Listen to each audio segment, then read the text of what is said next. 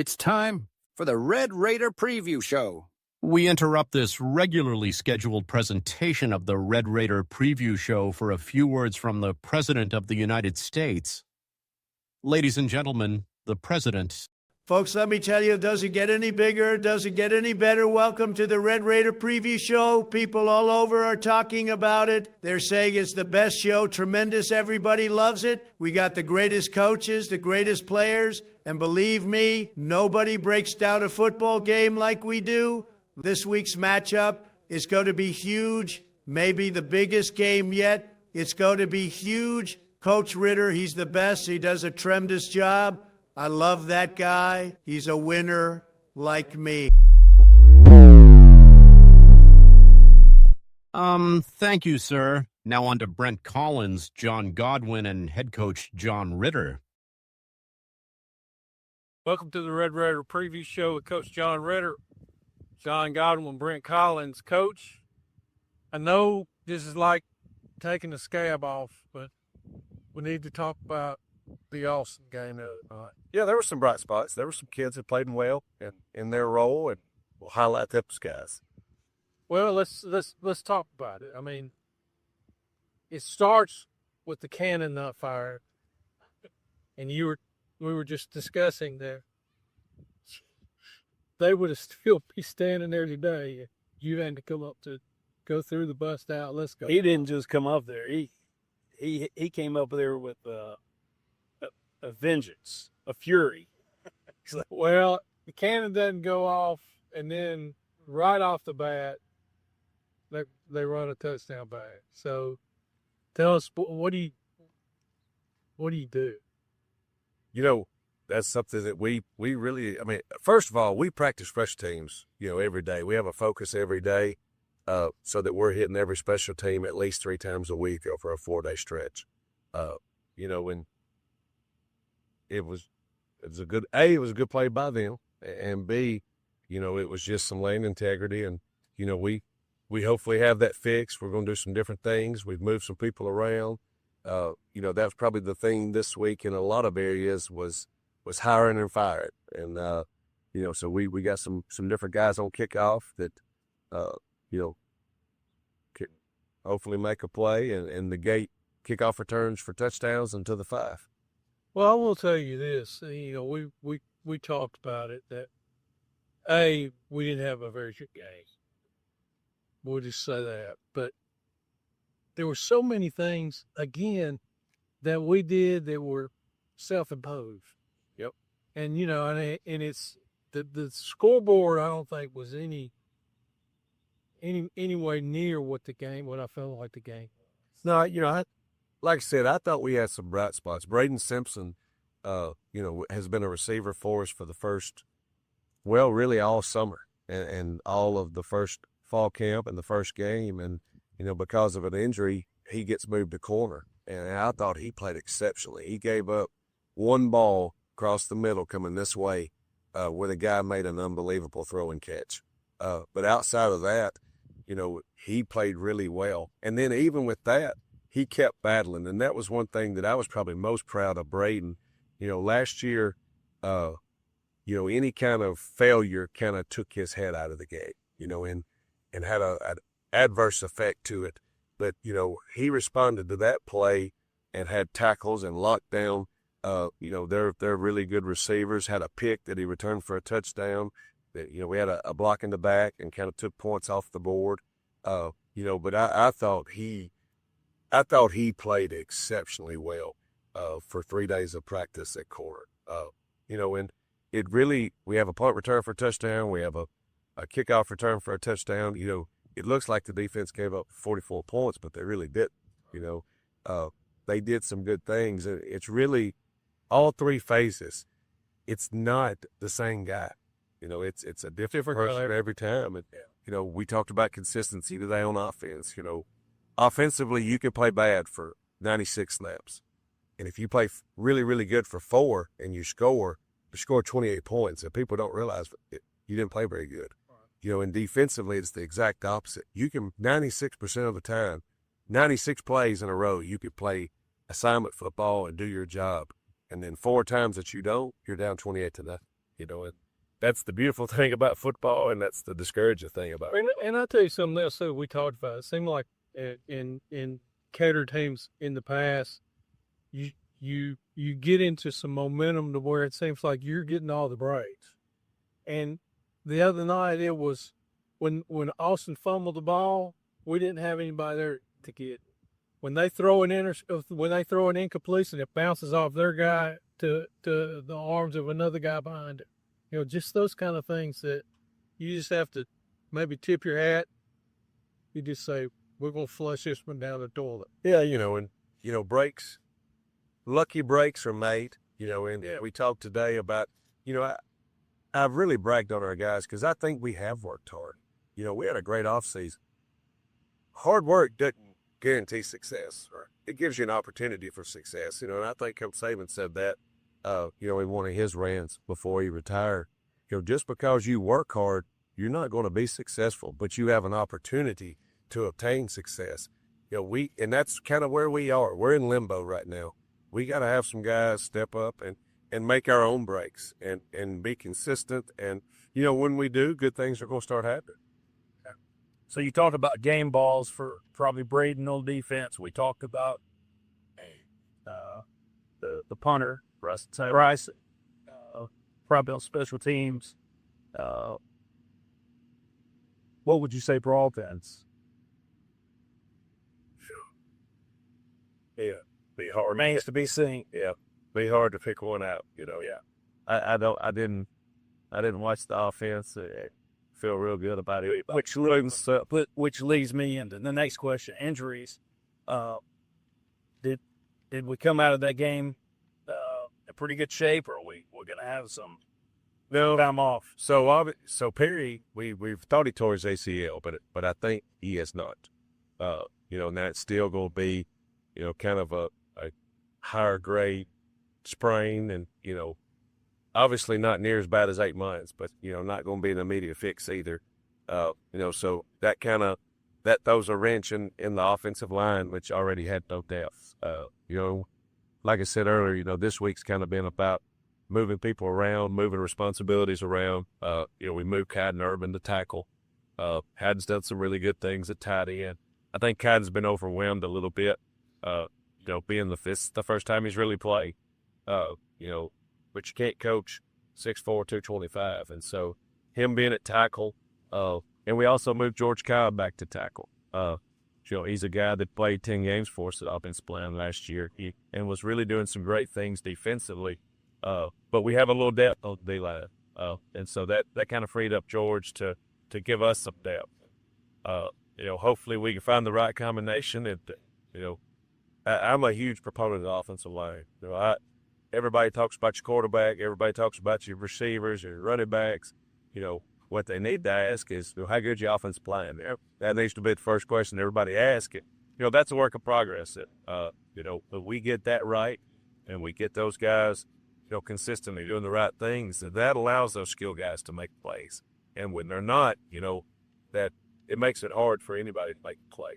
And I called this one wrong from the broadcast, but 42 looked like he went down with a knee injury.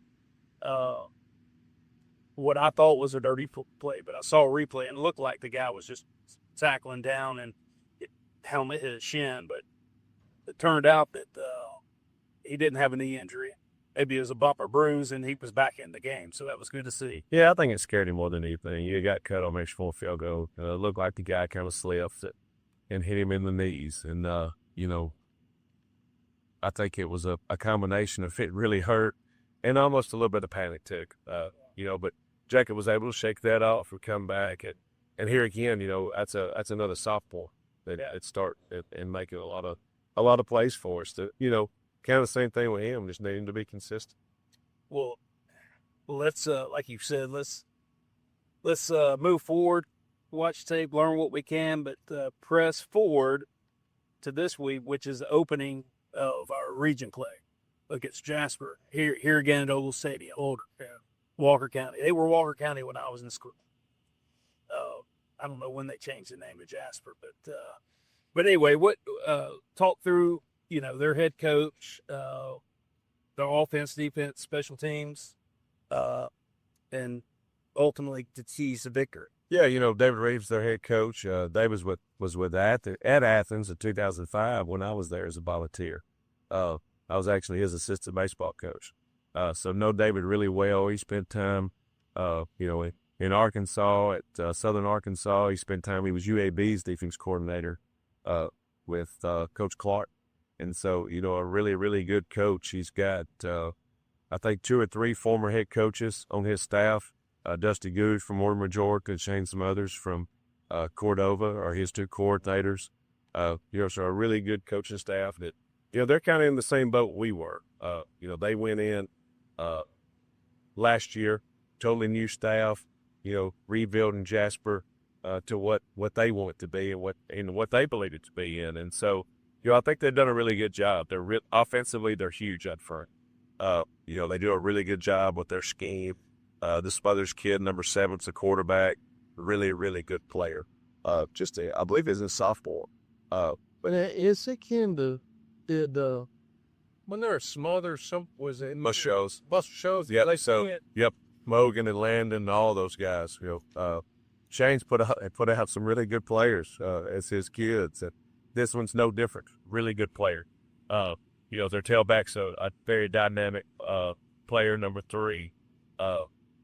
They've got some guys on the perimeter that can make some plays. And so offensively, they're going to be hard to stop because you got to defend the whole field because he can throw it, he can run it. They do a lot of read stuff, a lot of triple stuff.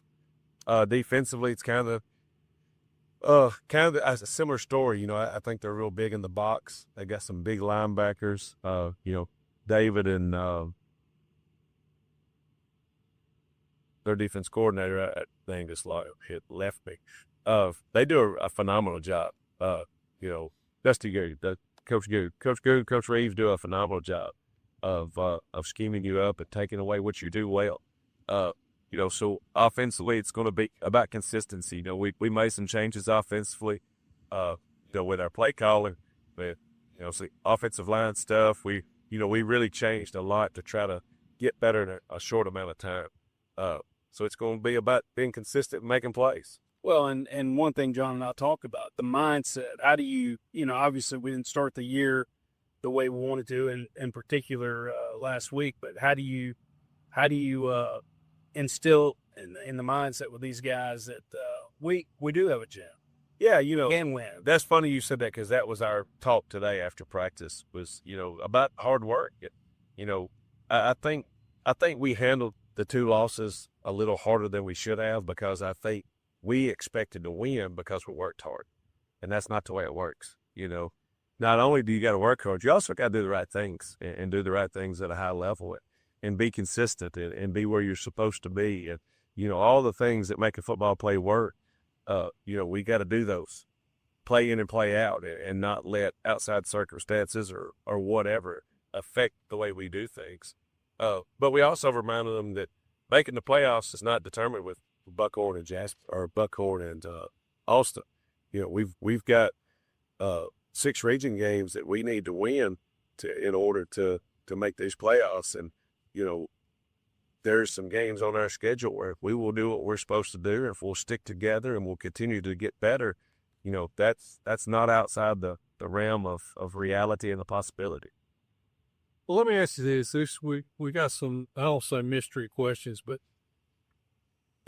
probably coming on it, and you've addressed some of these questions, but ways that you motivate yourself to achieve success, and then how do you do it with your assistant coaches, and then how does it happen with the kids, and maybe not necessarily scoreboard success. Yeah, but start with yourself. Well, I just remind myself where we've been and what we've done. That's like my first rodeo. I try not to talk about myself. This ain't an I thing. It takes all of us to be successful, but, we've been here before. We've been at places that struggled early and found a way to have success and not far down the road. And then on the flip side of that, we went into a program that had a ton of success, but had a lean year and was kind of in a disarray, so to speak. And, we reeled off 6 really good years there. And so, you got to dance with the lady you brought. There's an old saying where we do things a certain way and it's worked, and do you twist and tailor it to this situation? Absolutely. But at the end of the day, the nuts and bolts of being successful are going to be consistent no matter where you are. And I think we've got a great staff. Our coaches are hammering as far as preaching that consistency. We haven't changed our approach as far as the demands. We haven't changed our approach as far as, what we believe it's going to take to make us successful. And, those guys are coaching their tail off every day. And, one thing that I have done this week is I've turned over the play calling to Kurt. I've kind of hamstrung him for last year in the first 2 games and been the play caller with a lot of input You're from him. taking up the coaching duties. Everybody's getting. Yeah, absolutely. I'm a practice what I preach guy. I fired myself, So you, as a player, as a coach, as whatever, you tell me how you going to feel sorry for yourself because you've been moved or you've been asked to do something different. And we addressed the team on Monday morning about that. Kurt brings a different vision. He brings a different lens that he looks through, to get the same result, and that's to score touchdowns. And that'll be the spark that we need. And that's really allowed me to focus on the whole picture, which I'd probably done a poor job of, trying to be a play caller, trying to be the head coach, and manage every aspect of the game and the program and whatnot. So, I think it's going to be a good change. And like I said, I believe in Kurt. I believe in our staff. I believe in everybody that we've got here, our kids included. And, when it clicks, it's going to click and it's going to be great. Well, and let me ask you this too, because how far down the road do you allow yourself to look? I mean, you were just talking about, hey, we got six of these games. We got to win 3 of them, right? Yeah. Got to win 3 of them to be in 4th place, 4 of them to be in 3rd place, if that's what we're going to do. So anything. There's our opportunity. And, sometimes, I guess my question for the kids is, do you even go there with them? Max and I sat there and talked about that and said, son, you got to win these. These are the ones. And we talked about the importance of sticking together, and not letting outside influences, not letting the discouragement that we're feeling right now cause us issues down the line, and we've got to push through the hard times to get to the good times. And so, that's really the extent that, we don't say, hey, we play so-and-so on this week, so-and-so on that week. That's when we're, hey, that's us. It's nothing like that. We talk about being the best version of us this week and best version of us on Wednesday, on Thursday, and then on Friday. It's all going to come together. But, personally, yeah, I do look ahead, and that's, I guess, one of the benefits of being the head coach is I try to go out and get film early and see who we're going to play in the future, not only to kind of dictate what we're doing now, but, we want to be the best version of us each week. But we also know that these region games are the most important games we play. Well, you talk about, last week I talked about it being a family affair. Didn't talk about your dad, Ronnie Ritter, but no, he's always on the sideline. How is it to have that sounding board after a tough loss at Austin? I mean, I know he's looking at it from his lens, and y'all probably think a lot of some ways. What is it having that sounding board, and maybe what was his message? Yeah, it's great. Anytime you got a Hall of Famer involved in your staff, that's a guy that's been there through thick and thin, good and bad, multiple years of service. Yeah, we talked the other day, Dad had a lot of success. He had a couple semifinal teams. He had multiple 10-win seasons, multiple 12-win seasons. But he also had 2 1-9s. And, we talked about that. We talked about, the not letting the right now overwhelm you and change, try to change something to be a quick fix, because it's not going to be a quick fix. It's making sure that I understood that, here again, like we talked earlier, we've been here before, and we gotta be patient with the pressure, I guess you could say. and not let right now dictate, and start pressing and doing things uncharacteristic as a coaching staff, for instant fixes, or out of frustration or whatever. And that was good to hear because, sometimes when you're in the head coach's chair, you forget a lot of things. You forget, what he went through, and having that reminder was A, it's always humbling, but B, it's always there to keep yourself refreshed mentally. Well, last week we also talked about constructive criticism in business. I mean, I'll talk with my guys about, learn from your mistakes. And I know a big part of the preparation for this week is watching Austin film and the guys seeing what they did wrong and how they get. But what was some tangible takeaways that a guy did something wrong, and the instruction to take him beyond that, where he can find that success in the weeks coming? Well, I think it's twofold. A, you got to compare 1 to 2, and then also you got to compare play to play, and if I play left tackle for us, if I play right guard for us, I'm going to watch the things that I did wrong, but I'm also going to watch the things that we did right. And, when you look at, we ran GT with an in route, RPO. We ran it 5 times. I think 3 out of the 5, we had 15 on the throw, 9 on the throw, and then we hit it for 20 on the run. And then we had 2 negatives. Why would the negatives not a positive? And when you compare what we did right to what we did wrong, it's glaringly obvious how to fix it. It's being consistent in the down block. It's being consistent in the pull. It's being consistent in the route, consistent with our eyes, and, putting everything together. That's, I guess, the frustrating piece about offense is, it takes all 11.